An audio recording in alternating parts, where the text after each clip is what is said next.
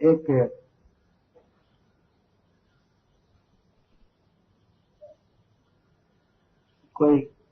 स्त्री आई थी मेरे पास, प्रश्न की कि स्वामी जी, जब हम जान गए कि हरे कृष्ण महामंत्र जपना है, भगवान का प्रसाद खाना है, तो गुरु की क्या जरूरत है? अब क्या गुरु की जरूरत है? आप बताइए, तो उसको क्या समझाया जा सकता है? बहुत बहुत जरूरत है। जीवन के अंतिम श्वास तक गुरु की जरूरत होती है, और गुरु एक ही नहीं होता है। इस संशय में नहीं रहना चाहिए कि बस हम जिसे दीक्षा ले ली बस वही गुरु हो गया। नहीं नहीं नहीं, यह भगवत तत्व इतना विविध है, इतना विशाल है कि कोई कुछ सहायता करेगा आपकी, कोई कुछ सहायता करेगा, कोई भगवान के किसी विशेषता को बताया, कोई आत्मा को बताया, कोई नियम बताया, कोई कुछ बताया। बहुत लोगों की जरूरत है जो एक जीव को हेल्प करे, और ये सभी गुरु हैं। हृदय से वास्तव में मानना चाहिए।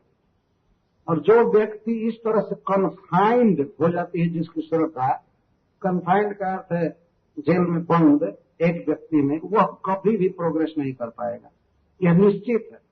क्योंकि उसे अध्यात्म की जिज्ञासा नहीं होगी, वास्तव में भगवान को पाना नहीं चाहेगा, वो बस एक में बंधा रहेगा। भगवान ने भागवत में कहा है कि एक गुरु से पुष्कल ज्ञान की प्राप्ति नहीं होती, लिखा। इसीलिए वो दत्तात्रेय जी के 24 गुरुओं की कथा कहे। तो वास्तव में वे तो गुरु बने नहीं थे, लेकिन उनसे शिक्षा ली गई थी। दत्तात्रेय भगवान कहते हैं कि वे हमारे गुरु, हमारे गुरु। और हम लोग इतने जड़ हो जाते हैं कि किसी दूसरे को हम गुरु कह भी नहीं सकते। वो तो बालक को गुरु कह रहे हैं, वेश्या को गुरु कह रहे हैं, पक्षी को गुरु कह रहे हैं, समुद्र, कपूर, चंद्रमा, रवि, सबको गुरु कह रहे हैं। और हम लोग वास्तव में जिनसे ज्ञान प्राप्त करते हैं उन लोगों को भी गुरु नहीं कह सकते। अजीब अजीब काल आ गया। रास्ता चलते चलते भेंट हो गई, और केवल ये सब मिलाकर 1 घंटे का प्रवचन हुआ होगा, लेकिन जब भरत जी गुरु हो गए। बहुत पहले से कोई फॉर्मेलिटी नहीं थी।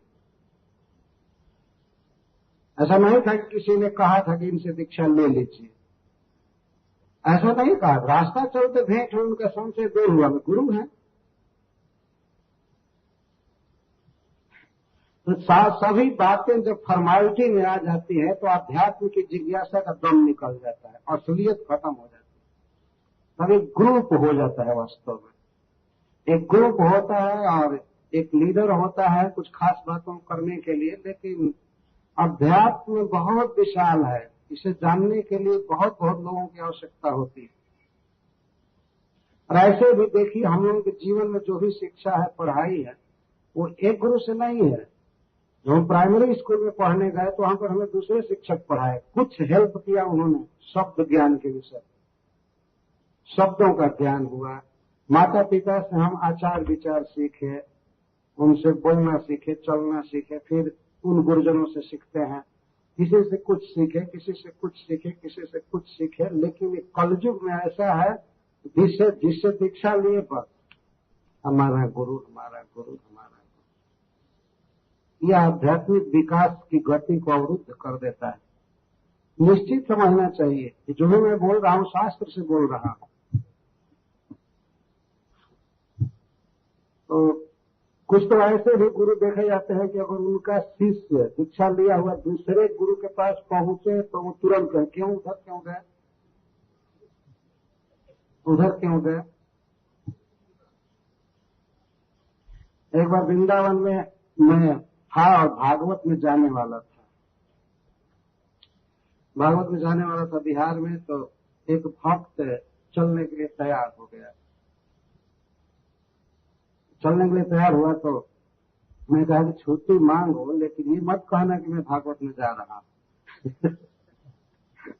तो छुट्टी ले लिया जैसे तैसे, घर जाने का कौन।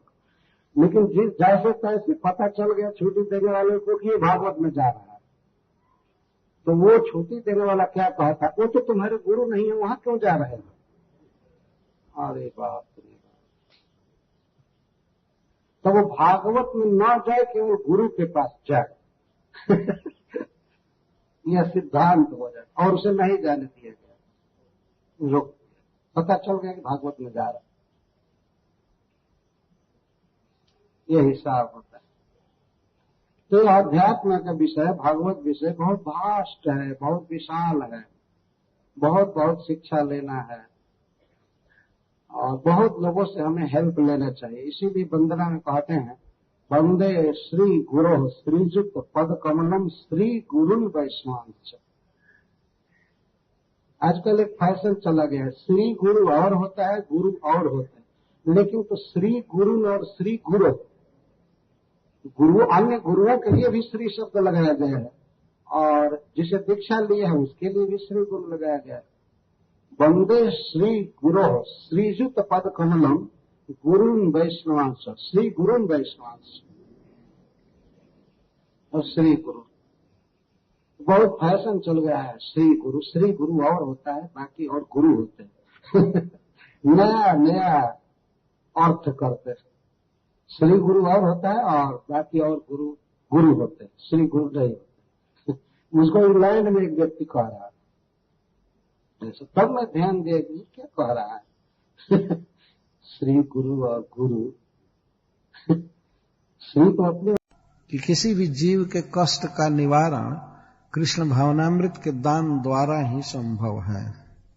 यही मूल समस्या, मूल निदान, मूल उपचार। तो भगवान के नाम का प्रसार करना, भगवान के ग्रंथ का प्रसार करना, भगवान के गुणों की व्याख्या करना, भगवान का प्रसाद बांटना, भगवान का मंदिर खोलना, इस तरह से अधिक लोगों को भगवान कृष्ण से जोड़ना, यही सबसे कल्याणकारी कार्य। और जो भक्त जिस काम में दक्ष है वही करे। कोई प्रवचन करने में कुशल हो सकता है, कोई पुस्तक वितरण में कुशल हो सकता है, कोई मंदिर की व्यवस्था में कुशल हो सकता है, कोई नाम संकीर्तन में कुशल हो सकता है, कोई पेंटिंग में, कोई प्रिंटिंग में। श्रील प्रभुपाद जी ने इसीलिए इतना बड़ा सुसंगठित समाज दिया, जिसे संपूर्ण मानव जाति का उपकार किया जा सके। भगवान शिव इसके सबसे बड़े दृष्टांत। सुखदेव गोस्वामी का यह स्वतंत्र विचार यहां आया, परमाराधनम तद्धि पुरुषस्य अखिलात्मन। जिस सभा में सुखदेव गोस्वामी ये मंतव्य दे रहे थे, वहां पर नारद जी बैठे थे, यहां तक कि इनके पिताजी वेदव्यास देव बैठे थे, अत्रि, वशिष्ठ, च्यवन, शरद्वान, भृगु, अंगिरा, सब बहुत बड़े बड़े ऋषि मुनि, यहां तक कि भगवान परशुराम बैठे थे वहां शिष्यों के साथ, और सबके बीच में कह रहे हैं कि यही आराधना है भगवान की सबसे बड़ी, दूसरे के दुख का निवारण किया जाए। भगवान इससे बहुत प्रसन्न होते। और उन्होंने गीता में स्वयं कहा है कि इस भगवत गीता के सिद्धांतों का जो प्रचार करते हैं, उनसे बढ़ करके मेरा प्रिय न कोई हुआ है न होगा, न है। अब इसे अधिक क्या कहा जा सकता है। और कृष्ण की प्रसन्नता ही जीव का परम अर्थ है, लक्ष्य। भगवान प्रसन्न है तो सब कुछ ठीक।